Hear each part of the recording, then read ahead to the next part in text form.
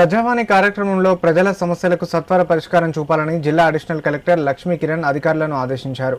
Siddipet collectorate కార్యాలయంలో నిర్వహించిన ప్రజావాణి కార్యక్రమంలో వివిధ సమస్యలతో వచ్చిన ప్రజల నుంచి ఫిర్యాదులు, వినతి పత్రాలను ఆమె స్వీకరించారు.